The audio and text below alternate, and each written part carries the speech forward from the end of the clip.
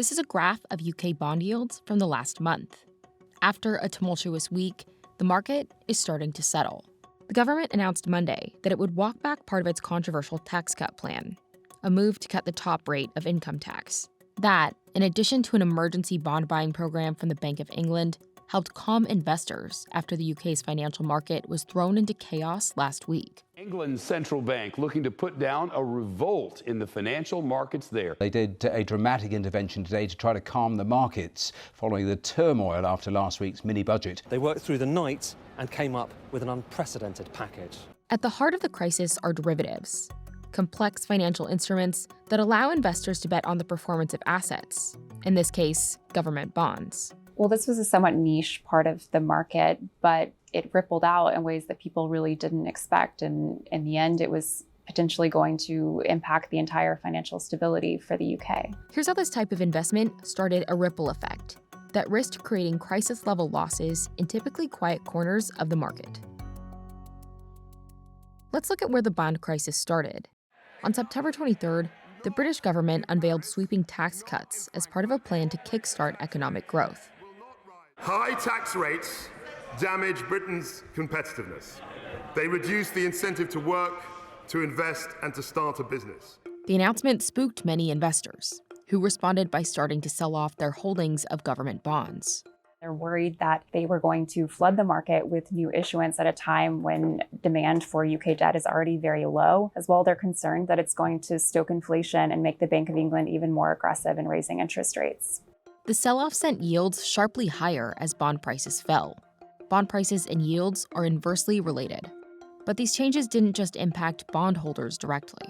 They also affected investors, like pension funds, who held derivatives such as interest rate swaps.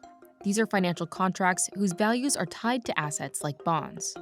They were doing a lot with borrowed money. It's called leverage in the financial world. And that means that you can buy hedges or protect against interest rate swings or inflation very cheap. But that means also whenever interest rates move like they did in recent days, really unprecedented moves, you're exposed many times over. To hedge potential losses, derivatives contracts often also require collateral from investors. Usually, this is held in the form of cash or securities like bonds, but cash is preferred. Contracts often also require additional collateral to be posted if those trades begin to lose money, for example, if interest rates move. That was the case for some investors who held these derivatives when bond yields started to rise. And because changes were happening so quickly, collateral was requested on a tighter timeline than usual. Normally, you have maybe a week to get that money to your counterparty. In this situation, they were asking for it within hours. Pension funds that didn't have enough cash on hand to put up for collateral sold off some of their bonds. This created a feedback loop. Selling more bonds drove down prices even more, which in turn resulted in more calls for collateral, which led to more bonds being sold off. Well, I think what this showed is the risks of derivatives and trading with borrowed money, aka leverage.